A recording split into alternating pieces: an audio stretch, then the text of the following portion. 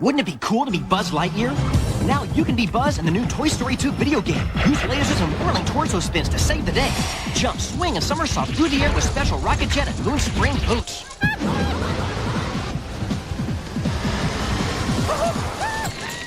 In the new Toy Story 2 video game, you are Buzz Lightyear. Life is good. Hey there, gamers and movie buffs. Do you remember that time in the 90s and early 2000s when every movie just had to have a video game made after it? I know it still happens nowadays, but for a while there, it seemed like an absolute craze. You couldn't watch a movie without thinking about what the video game adaptation would be like. Today, we're diving into the chaotic, beautiful, and occasionally horrifying world of video games based on movies. Lord of the Rings: The Two Towers on PlayStation 2, rated T for Teen. From groundbreaking masterpieces to cash grabs and absolute dumpster fires, we'll count down the 5 best and worst retro games inspired by Hollywood blockbusters and box office hits. Please note, this is 100% my opinion on the topic based on what I remember and my current exploration into old school games. In no way do I intend to reflect the general public's opinion or how well the games did financially. Plus, we all know monetary success does not always equal quality. With that being said, get ready for nostalgia, frustration, and a whole lot of fun. Let's roll! Kicking off our list at number 5 is... To infinity and beyond! Toy Story 2, Buzz Lightyear to the Rescue for PS1. In this 3D platformer, you take on the role of Buzz Lightyear as he sets off on a mission to save Woody, who's been kidnapped by the dastardly owl. This game was a huge win for fans of the movie. The vibrant visuals perfectly captured the look and feel of the Toy Story universe, from Andy's house to Owl's toy barn. Every level was packed with collectibles, puzzles, and enemies, keeping the gameplay fresh and engaging. What really made this game stand out was its variety. You weren't just running and jumping. Buzz had a laser,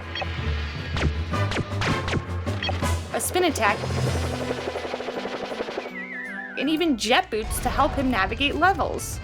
The controls were tight, the level design was clever, and the soundtrack added an extra layer of charm. It was one of those games that felt like it respected its audience, offering both challenge and fun in equal measure. I honestly had a hard time picking between this and A Bug's Life for PS1. They both had their equal hits of nostalgia and fun gameplay, but Toy Story 2 is basically the same engine and idea, just refined and perfected. I remember so vividly getting this game and being able to run around the house as Buzz and being hypnotized by it. You got a friend in me. Of course, no game is perfect. The camera, while serviceable, had a tendency to get stuck in tight spaces, and some levels could feel a bit repetitive. But these are the minor gripes for a game that delivered such a memorable experience. Let's kick off the worst list with X-Men: The Official Game. The title promised something amazing. It's the X-Men. How could you go wrong? Well, apparently, very wrong. The combat in this game felt like a chore. You'd think controlling Wolverine, Iceman, or Nightcrawler would be epic, but instead it was just bleh. Repetitive attacks, uninspired level design, and graphics that somehow felt dated even when the game was new. It was a missed opportunity for what could have been a fantastic action game. The plot? Let's not even get started. It felt more like filler content than an actual X-Men story. The developers had the perfect characters to work with, but they somehow made them boring. This was a game that should have been a slam dunk, but instead it felt like a total airball. The story doesn't add much to the X-Men universe. It's like someone took the leftover scraps from a decent X-Men plotline and mashed them together. And let's not forget the glitches. Oh, the glitches. This game was disappointing for fans and gamers alike. Storm, you all right?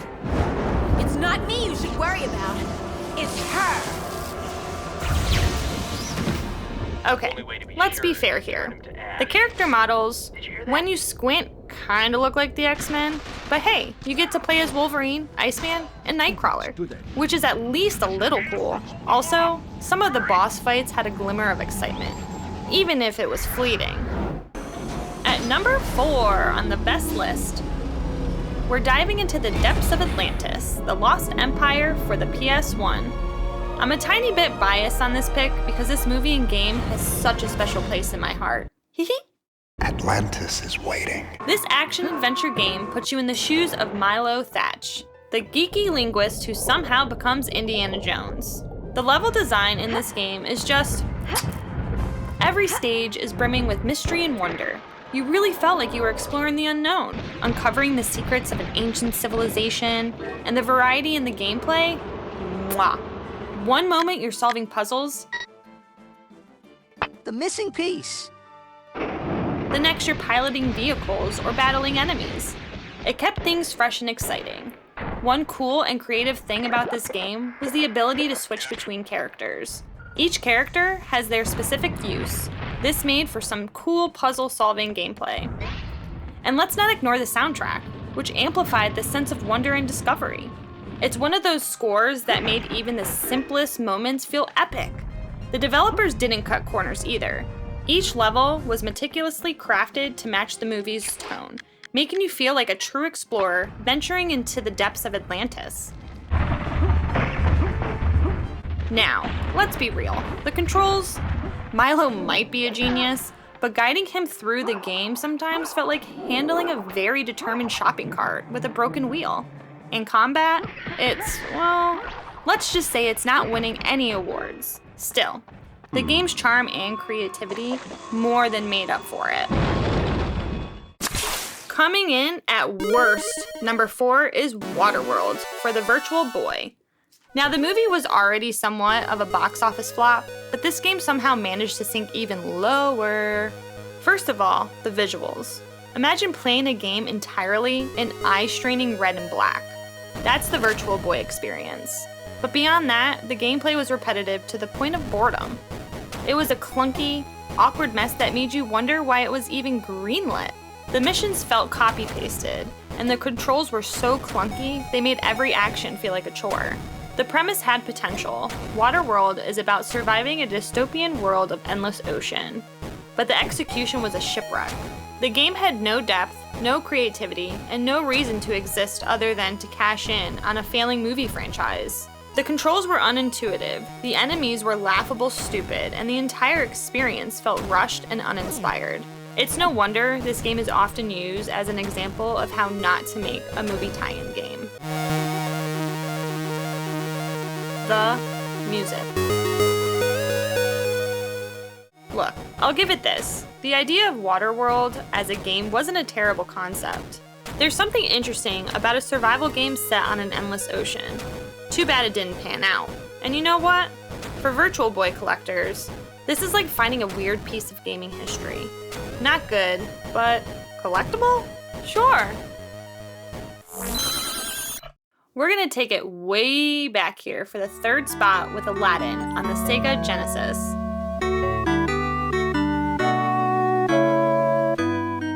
This game is a literal treasure. It's a 2D platformer where you leap across rooftops, dodge guards, and throw apples to take down your enemies, all while trying to outsmart Jafar and rescue Princess Jasmine. First off, let's talk about the animation.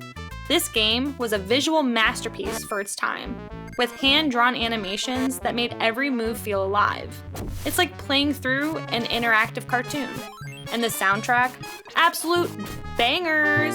The Genesis version of the movie's song are so good, they'll live in your head rent-free.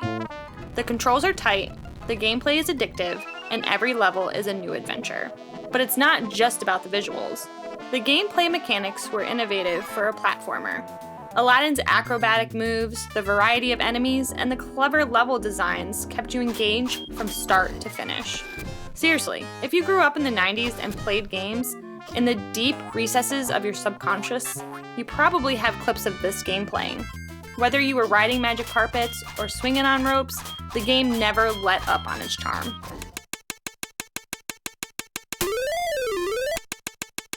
Of course, it's not without its challenges. The difficulty spikes, especially that lava level, are enough to make even seasoned gamers break a sweat. But honestly, I think that's part of the charm.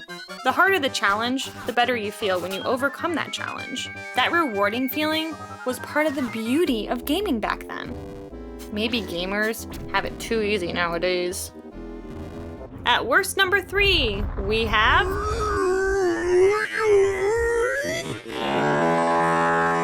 Superman 64, a game so legendarily bad that it became a meme before memes were even a thing.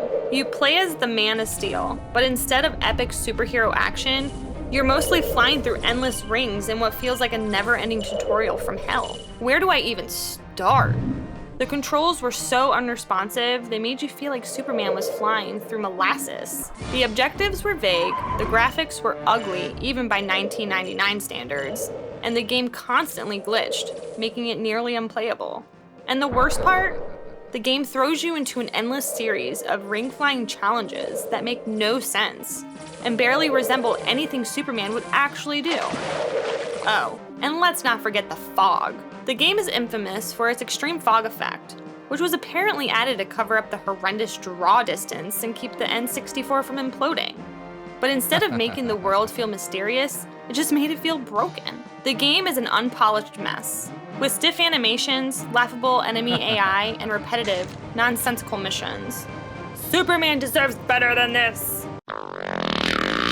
Well, I mean, it's technically a Superman game, so that's something. And if you ever want to prank a friend, making them play this is pretty hilarious. Some combat sequences showed promise, even if the execution faltered overall. At number 2, we've got a tie because I couldn't pick just one. Spider-Man 1 on PS1 and Spider-Man 2 on the PS2 are both incredible in their own ways. Spider-Man 1 captured the essence of being Spidey in a way no game had before. The web-slinging, the combat, and the witty one-liners. It all felt so true to the character. It had a clear narrative that made you feel like you were stepping into Peter Parker's shoes, battling iconic villains like Venom and Carnage. I just remember getting this for Christmas and being absolutely enthralled and drawn into by how good it felt to live through the Spider-Man story. It really captured me.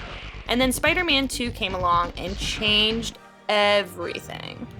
That open world web-slinging mechanic, revolutionary! It made you feel like you were really swinging through the streets of New York. The level of freedom was unparalleled, allowing players to stop crimes, help citizens, and fully immerse themselves in the Spidey's world.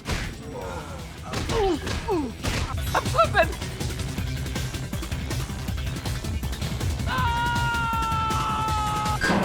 Sure, Spider-Man 1 feels linear by today's standards, and Spider-Man 2 had its fair share of repetitive side missions.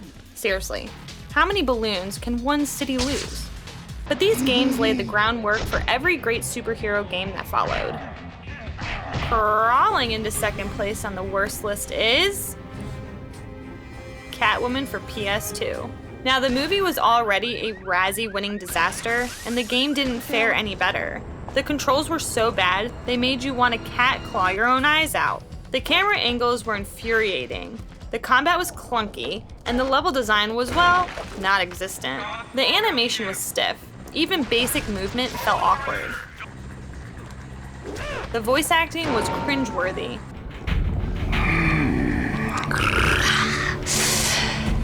Thanks, Midnight. And the game failed to capture anything remotely fun or exciting about being Catwoman. Every action seemed like it was designed to punish the player rather than entertain. It's hard to imagine how anyone thought this game was ready for release.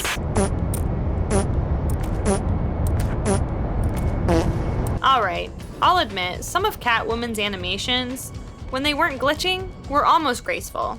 Like you could see what they were going for, even if they didn't quite land it. The soundtrack? Surprisingly decent. It's got this sultry, crime noir vibe that kind of fits the character. You got the dough. And finally, the GOAT, GoldenEye 007. You play as James Bond, sneaking, shooting, and saving the world, one mission at a time.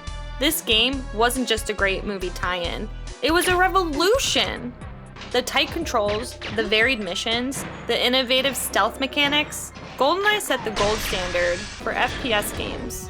And don't even get me started on the multiplayer. 4-player split-screen chaos? Legendary. If you didn't accuse your friends of screen peeking at least once, you didn't even play GoldenEye. And let's talk about the weapons. So many iconic choices. From the classic PP7 to the devastating Golden Gun. The arsenal was diverse and satisfying to use. The sound design was top tier, making every gunshot, reload, and explosion feel impactful. The AI was also ahead of its time. Enemies reacting dynamically, ducking for cover, sounding alarms, and flanking the player.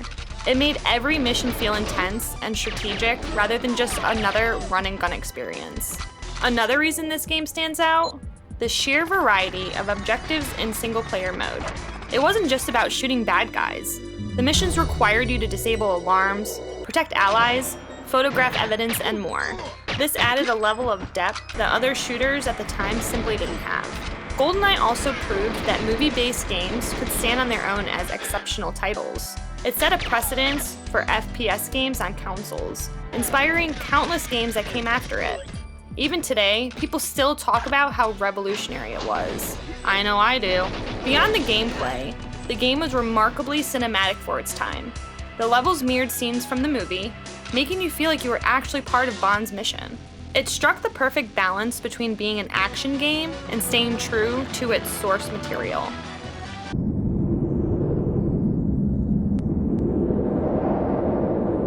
Okay, if I had to find cons, I'd say some levels are a bit confusing, and the AI can be a bit hit or miss. And let's all agree, playing as Oddjob in multiplayer is a crime. But flaws aside, this game defined an era and still holds up very well today. And finally, the undisputed king of bad games. E.T., the extraterrestrial of Atari. This game is so infamous, it's become a legend in gaming history. I had to put this here. There's no other choice. Where do I even begin? The gameplay was confusing, the objectives were unclear, and falling into pits over and over was enough to make anyone lose their mind. The developers had 6 weeks to create this game, and boy, does it show. It's the ultimate example of what happens when deadlines take priority over quality. The rushed development cycle resulted in a buggy, unplayable mess. This game was so bad, it's often blamed for the video game crash of 1983. And honestly, it deserves that reputation. With gameplay that was neither fun nor rewarding, it left a sour taste in the mouths of anyone who played it. The pits were practically inescapable. The graphics were primitive, even for its time, and the controls made you feel like you were piloting a brick. It's no surprise that unsold copies of this game were famously buried in a landfill. If that doesn't scream worst game ever, I don't know what does. Okay, hear me out. E.T.'s concept of searching for phone parts and dodging enemies could have been a solid foundation with more time. And let's face it, this game is legendary in its own right. Not for the right reasons, but it's fascinating to look back on as a cautionary tale. So there you have it, the best and worst retro games based on movies. Whether these games made you laugh, cry, or rage quit, they're a reminder of a time when gaming and Hollywood collided in the best and worst ways possible. Don't forget to drop your own picks in the comments below. What's your favorite movie-based game? Which ones do you think deserve to be thrown into the fiery pit of despair? Let's chat about it. And hey, while you're here, smash that like button, hit subscribe, and maybe even share this video with a fellow gamer. Until next time, keep gaming, gamers!